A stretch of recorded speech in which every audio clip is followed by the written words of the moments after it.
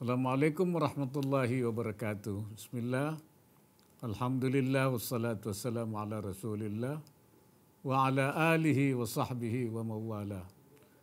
Yang saya hormati Rektor Universitas Al-Azhar Mesir atau yang mewakili, Rektor Universitas Islam Negeri Syarif Hidayatullah Jakarta, dan seluruh sivitas akademika UIN Jakarta, Dekan Fakultas Dirasa Islamiyah, Ketua Organisasi Internasional Alumni Al-Azhar Cabang Indonesia, para narasumber dan peserta konferensi yang berbahagia.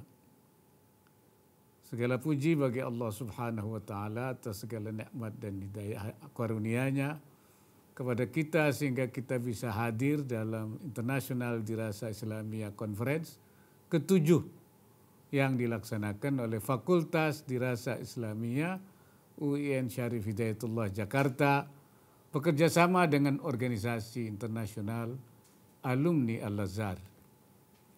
Tema yang diangkat dalam seminar internasional ini sangat relevan dengan kondisi pandemi COVID-19 yang sudah berlangsung selama hampir 2 tahun di seluruh dunia termasuk Indonesia. Pandemi COVID-19 telah menstimulus kajian akademik di seluruh bidang keilmuan, termasuk dalam kajian Islam, serta telah mendorong para ulama untuk berijtihad dan mengeluarkan fatwa atau menyajikan pemikiran Islam dalam merespon pandemi COVID-19. Hal ini sejalan dengan karakteristik ajaran Islam yang selalu sesuai di segala zaman dan tempat, salihun likulli zamanin wa makan. Dengan karakteristik ini, ajaran Islam mampu merespon perkembangan sosial dan fenomena kehidupan yang dinamis, termasuk munculnya pandemi. Hadirin yang saya hormati, pada dasarnya ajaran Islam diturunkan oleh Allah Subhanahu wa Ta'ala tidak untuk menyulitkan pemeluknya. Dalam menjalankan ibadah ada yang bisa dilakukan dengan cara yang normal, azimah, yaitu ketika dilakukan di situasi normal. Namun dalam kondisi tidak normal, pelaksanaan ibadah bisa dilakukan dengan menyesuaikan kondisi yang ada. Kondisi tidak normal tersebut bisa berupa masyaqqah atau darurah syar'iyah, dan dua-duanya menjadi alasan adanya keringanan atau rukhsah dalam menjalankan ajaran Islam. Sehingga hukum Islam mempunyai fleksibilitas dalam pelaksanaannya, murunatul fiqhil islami, sesuai kondisi yang ada. Hal itu sesuai dengan firman Allah, yuridullahu bikumul yusra wa la yuridu bikumul usra wa ma ja'ala alaikum fid dini min haraj.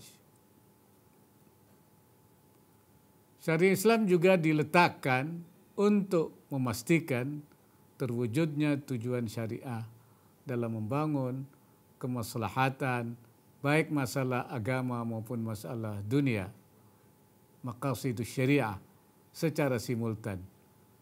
Setiap ketentuan hukum syariah dimaksudkan untuk menjaga hal-hal yang primer, ad-daruriyat, seperti menjaga agama, hifdzuddin, jiwa, hifdzul nafas, menjaga akal, hifdzul akal, menjaga keturunan, hifdzul nasl, serta menjaga harta, hifdzul mal, maupun yang sifatnya sekunder, al-hajiyat, seperti hal-hal yang menyangkut aspek muamalah, yang apabila diabaikan maka akan terjadi berbagai kesempitan dan kesulitan, ad-dhaiq wal haraj, maupun yang sifatnya melengkapi kesempurnaan hidup, tahsiniyah atau tersier atau takmiliyah.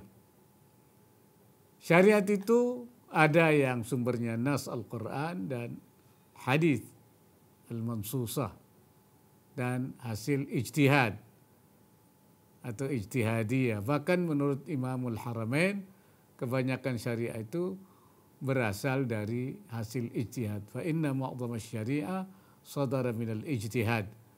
Karena nas itu terbatas, fa inna nususa mahduda, tetapi berbagai masalah kehidupan al-masail al-masail wal waqa'i wal nawazil, baik yang menyangkut masalah ekonomi, sosial, politik, budaya dan lain-lain, tidak terbatas, ghairu mahdudah.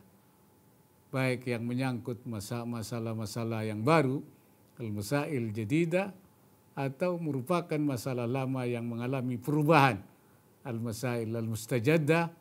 Disinilah pentingnya peran fiqih untuk merespon berbagai perubahan tersebut, karena fiqih merupakan solusi atau makharij untuk mengurai dan menjawab berbagai problema yang dihadapi setiap saat dengan mempertimbangkan dimensi waktu, tempat, tradisi, dan tantangan zaman.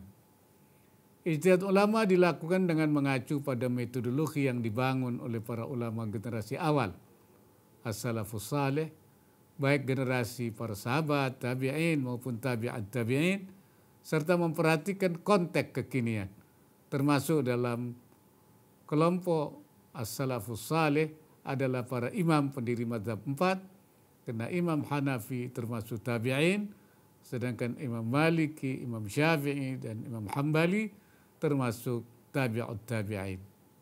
Hadirin yang saya hormati, para ulama tersebut telah membangun fondasi ilmu agama Islam beserta metodologinya, terutama ulumul Quran, ulumul hadis, dan usul fiqih, yang kemudian disempurnakan oleh para ulama generasi sesudah mereka. Manhaj para imam mazhab ini diakui dan diikuti oleh mayoritas umat di dunia, baik pada masa lalu maupun juga pada masa kini. Metodologi yang telah dibangun oleh para ulama tersebut perlu dikembangkan sehingga mampu menjawab persoalan-persoalan masa kini, termasuk perlunya pengayaan perspektif ilmu sosial, ilmu alam, dan humaniora yang oleh para ulama masa lalu disebut pandangan ahlul khibri atau al-kubara. Penggunaan ilmu-ilmu ini penting sebagai alat bantu untuk bisa memahami secara tepat persoalan yang terjadi beserta solusinya, selain agar kita bisa merealisasikan paradigma integrasi keilmuan yang kini menjadi acuan dalam studi Islam di Indonesia.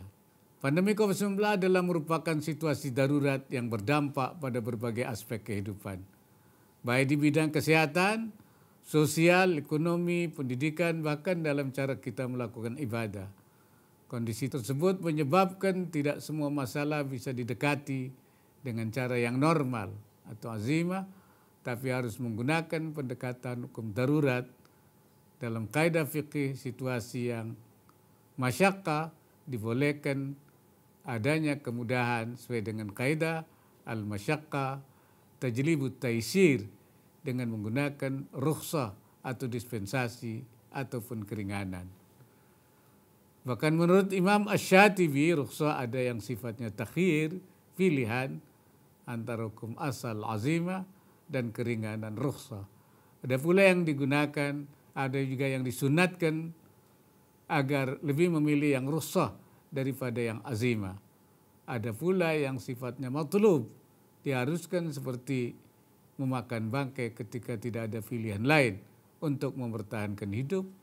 Bahkan Imam Syatibi mengatakan apabila dia tidak mengkonsumsinya dan kemudian mati, maka dia masuk neraka.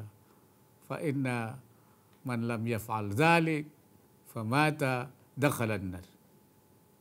Hadirin yang saya hormati, di Indonesia saya sampaikan apresiasi kepada MUI dan ormas-ormas keagamaan telah mengeluarkan sejumlah fatwa tentang adaptasi terhadap pandemi COVID-19, antara lain fatwa tentang penyelenggaraan ibadah dalam situasi wabah COVID-19, pedoman cara atau kaifiyat salat bagi tenaga kesehatan yang memakai alat pelindung diri APD saat merawat dan menangani COVID-19, pedoman pengurusan jenazah tajhizul janaiz Muslim yang terinfeksi COVID-19, pemanfaatan harta zakat, infak, dan sedekah untuk penanggulangan wabah COVID-19 dan dampaknya, panduan salat Idul Fitri, salat Jumat dan salat jamaah, serta salat Idul Adha dan penyembelihan kurban untuk mencegah penularan COVID-19.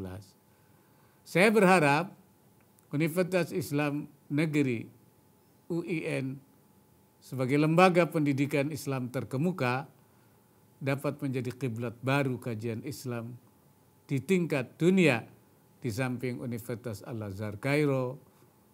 Dalam konteks pandemi ini, saya juga mengharapkan agar lembaga pendidikan Islam seperti UIN dan perguruan tinggi keagamaan Islam PTKI lainnya dapat menjawab berbagai masalah dampak COVID-19 dalam perspektif keagamaan yang belum terjawab, baik yang menyangkut bidang kesehatan, sosial, ekonomi, maupun lainnya. Sebagai penutup, saya ucapkan selamat atas terselenggaranya konferensi internasional Dirasa Islamiyah ke-7 pada hari ini. Dengan mengucap Bismillahirrahmanirrahim, saya nyatakan konferensi secara resmi dibuka. Semoga Allah Subhanahu wa taala memberikan inayahnya dan meridai setiap ikhtiar yang kita lakukan. Amin ya rabbal alamin. Allahul muwaffiq ila aqwamit thariq. Assalamualaikum warahmatullahi wabarakatuh.